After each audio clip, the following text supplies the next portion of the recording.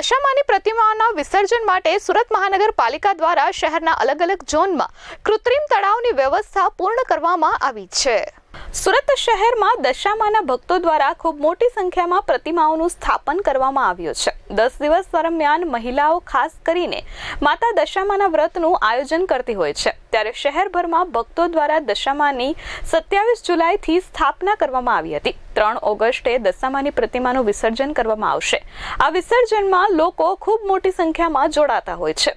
વર્ષો પહેલા તાપી નદીની અંદર જ દશામાતાની મૂર્તિનું વિસર્જન કરવામાં આવતું હતું, પરંતુ હવે પર્યાવરણની સુરક્ષાને ધ્યાનમાં રાખી દશામાતાની પીઓપીની મૂર્તિઓ તાપી નદીમાં વિસર્જિત ન કરાતા હવે કૃત્રિમ તળાવ માટેની વ્યવસ્થા કરવામાં આવી રહી છે।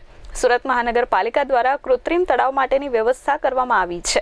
હાઈકોર્ટની ગાઈડલાઈન મુજબ વિસર્જન માટેની વ્યવસ્થા કરાઈ છે। પર્યાવરણની જાળવણીના ભાગરૂપે કૃત્રિમ તળાવમાં જ દશામાતાની પ્રતિમાનું વિસર્જન કરવાનો નિર્ણય લેવાયો છે। ત્યારે સુરતના અઠવા પોલીસ સ્ટેશન ડક્કા ઓવારો, અડાજણ પોલીસ મથક રામજી મંદિર ઓવારો, કતારગામ પોલીસ મથક લંકા વિજય ઓવારો, ઉત્તરાયણ પોલીસ મથક ખાતે રામચોક પાસે, ડુમ્મસ પોલીસ સ્ટેશન ડુમ્મસ કાંદીફળિયા ઓવારા પાસે દશામાતાની મૂર્તિઓનું વિસર્જન કરવામાં આવશે।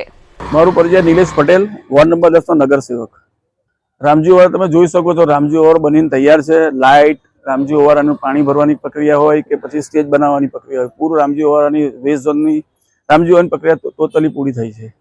આપણે સુરત મહાનગર કોર્પોરેશન દ્વારા કુલ 5 ઓવારા બનાવ્યા છે। એક આપણે ઉત્તરાયણ વરાછા ઝોન, કતારગામ, લંકા ઓવારો, અઠવામાં 2 ઓવારો છે, આપણે કાંદીફળિયું અને ઉમરા પોલીસ સ્ટેશનની બાજુમાં વેસ્ટ ઝોનમાં આજે અહીંયા ઉભા છે રામજી ઓવારો। વર્ષો જૂનો આપણે ગણપતિનો ફ્રી વિસર્જન છે Ramji ઓવારો।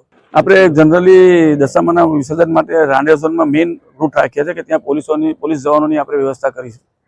Bureau report S24 news Surat.